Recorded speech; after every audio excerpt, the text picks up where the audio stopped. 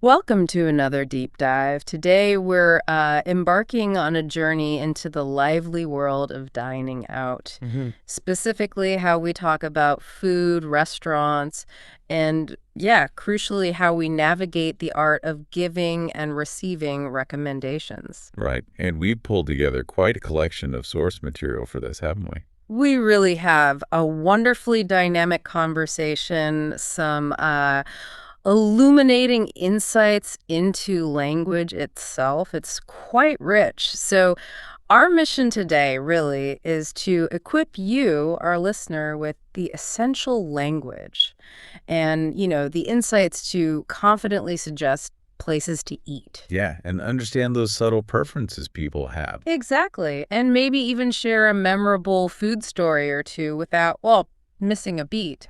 And I think beyond just the vocabulary for describing, say, foods and restaurants, this deep dive will really help you grasp those crucial phrases. Social phrases. Yeah, for both asking for and making effective suggestions. So you can, participate in these conversations with real fluency. Okay, let's unpack this then. Imagine you're out with friends, right? And that familiar question pops up. Where should we eat tonight? Always happens. It always happens. Our source material kicks off right there, highlighting this like universal need for good suggestions. But interestingly, before we even get to the fun part of picking a place, the sources emphasize two absolutely critical terms, especially when health is involved. These can define the whole experience. Right. I think I know where you're going with this. Indeed. The first one is food poisoning. Now, you likely know what it means. Yeah, bad food makes you sick. Not good. Exactly. Contaminated food makes you violently ill. But the source emphasizes its importance not just like medically, but as a real consideration that shapes our choices. It really does. It's a risk we're all kind of evaluating, aren't we? Even subconsciously when we think about a new restaurant. We are. Absolutely. Nobody wants their evening ruined by that, or worse. And then the other term. Allergic. Ah, yes. We hear it a lot, but the source really describes the potential severity. A specific food makes you sick, sometimes really severely, life-threatening reactions even. It gives that stark example, doesn't it? Being allergic to seafood and potentially being unable to breathe. And it mentions common ones like nuts, milk. And what's crucial about understanding allergic, it's not just for your own safety, it's for others too. That's a very good point. When you're making a recommendation, knowing about potential allergies isn't just polite, it can literally be life-saving. It adds this layer of responsibility. Responsibility beyond just taste, yeah. Exactly. So, okay, here's where the conversation in the source material gets really interesting. It dives right into different types of dining experiences, how people actually talk about what they want. It opens with someone suggesting a really nice Italian place. And they use words like fantastic for the food, beautiful for the decor. So that's a pretty high bar. It does. But what's fascinating is what happens next. How do you, how do you politely say no? Right. If it's not quite what you're in the mood for, as the source puts it, how do you do that without sounding rude? And the source introduces this great phrase, not all that crazy about. Ah, I like that. It's not harsh, right? It's subtle, polite, a way of saying you don't really like something. The source gives examples like not being crazy about shopping or jazz music. So it signals like a mild disinterest, not a strong I hate it. Exactly. It keeps the conversation going. That is such a useful nuance, gives you an out. So in the source conversation, they then pivot. Someone wants something a bit lighter. And that leads to the suggestion of a bistro. Now, I always just thought, small French place. Yeah. But the source gives a much more precise definition here. It does. It defines a bistro as small, informal, usually French. But, and this is key, it adds, it's not cheap, but also not extremely expensive. Okay, so it hits a sweet spot. Precisely. It's not fast food, but it's not, super formal fine dining either. It suggests a certain quality, casual vibe, often cozy. It sets an expectation about the price and atmosphere. And the food at this suggested bistro. A tasty seafood platter with outstanding fish. Tasty. The source makes a really interesting point about that word, doesn't it? Saying it's used almost always instead of delicious in English. I've wondered about that too. Well, what's fascinating there is the subtle difference.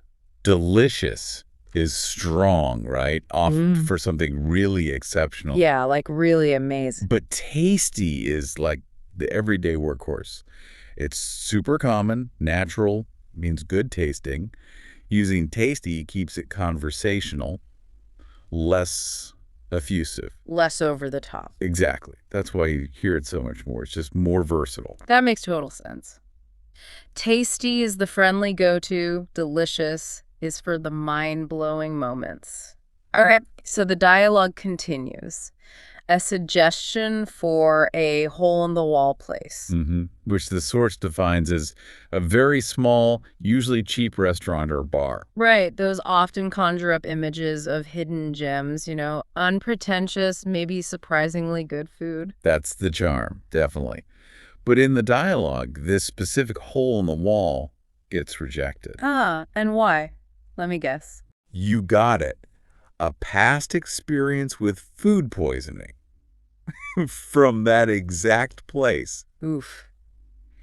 And there we are, circling right back to that initial vocabulary. Perfectly illustrates it. Shows how past experiences, especially negative ones like that, heavily influence choices, overrides the potential charm, the cheap price. It's real-world stuff. Absolutely. And another really useful phrase from the source. In the mood for. So common, but so effective. Yeah, it just means you feel like doing something, eating something, watching something right now. Like being in the mood for something different or not in the mood for a horror movie just expresses your current desire. Simple. And if we connect all these bits and the preferences, past experiences, allergies, the dialogue really shows how they all interact. It's rarely simple, is it? More like a negotiation. A nuanced negotiation, exactly, based on all these factors. And we shouldn't forget how these things often start. Just finding a place involves checking out somewhere. Yes, check out. The source clarifies it just means look at or go see. Super informal, versatile phrase. You can check out the new cafe. Or check out a new car, yeah. It implies that kind of casual inspection, exploration. It's interesting. Check out implies a bit of discovery, doesn't it? Low-stakes exploration. Fits perfectly with thinking about a new restaurant. It's like an invitation to experience it. Right. So thinking about all this, what does it mean for you, the listener, when you're making recommendations? This deep dive really shows how to ask for, and maybe more importantly, give suggestions well, naturally. What's really fascinating is the range of ways the source shows for asking. You can say, do you have any suggestions? Sure. But there's more. Yeah. It also offers, do you have any ideas? Or even, do you have any thoughts? It seems small, but it gives you flexibility. How so? Well, any thoughts feels a bit softer, maybe more collaborative than a direct suggestions. Depends on the vibe, who you're talking to. That's a great point. Tone matters. Okay, and for giving recommendations. The source highlights two fantastic direct phrases right from the dialogue. I'd recommend giving it a try. Okay, straightforward. And you've got to give them a try. That one sounds much more emphatic. Like you really want them to go. Exactly. It carries more weight, like a personal endorsement. But both are clear, concise ways to recommend something. And this brings up something important about sounding natural, right? Yeah. The source talks about pronunciation and contractions. Yes, critically important. The use of contractions in spoken English is pervasive. Like using I'd recommend instead of the full "I would recommend." Or you got to instead of you have got to. Precisely. It's not just about talking faster. It's about authenticity. It's how people actually speak. It's something I've noticed too, and the source makes a brilliant point. It's not just about sounding more natural yourself. No, it's essential for understanding native speakers, too, Ah, especially in movies, TV shows. because they almost never use the full, uncontracted forms in casual chat. Almost never. So getting these contractions down isn't just a speaking shortcut. It's key to unlocking more fluid understanding, a deeper immersion. It really bridges that gap between, like, textbook English and how people actually talk.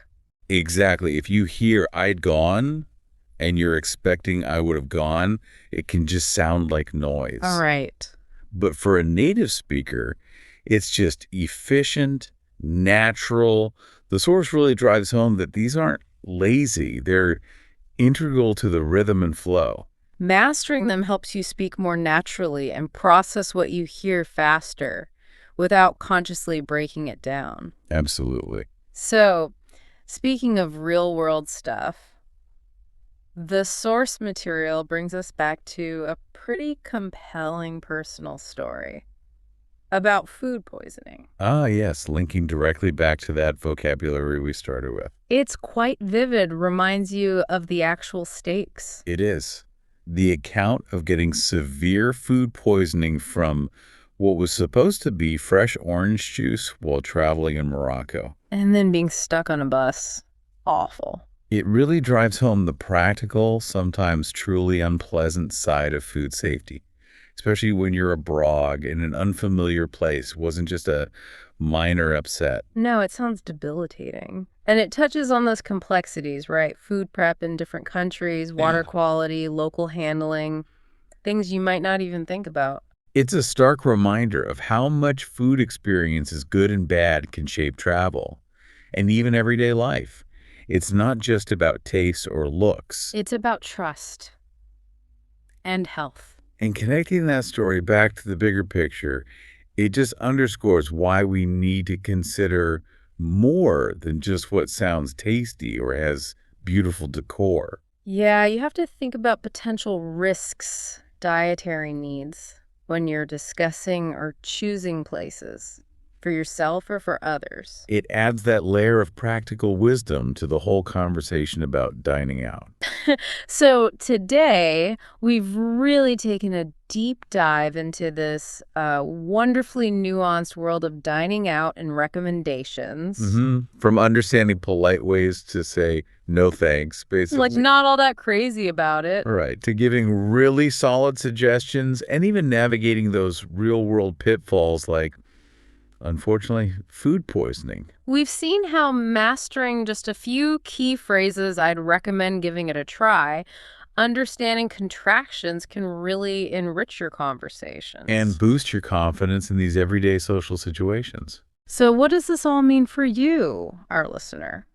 Well, the next time you're asked for a restaurant suggestion or you need to make one, think about these tools, these insights. Remember that these conversations, they're rarely just about the food itself. No, they're about preferences, past experiences, health concerns, even those unspoken social cues. Which raises, I think, an important question for you to consider. How will knowing these phrases, understanding these nuances, expressing preferences, declining politely, empathizing with mishaps, how will that change how you approach these discussions? Will it change how you make choices for yourself or for others? Will you listen differently now? Speak with maybe more awareness. Perhaps you'll find yourself tuning into those contractions more, noticing how people really speak. Or confidently suggesting a new bistro you just checked out. Fully prepared for any chat about fantastic food. Or a polite, not all that crazy about, or even, yeah, a cautionary tale of food poisoning, all while sounding like you really know how to navigate the conversation.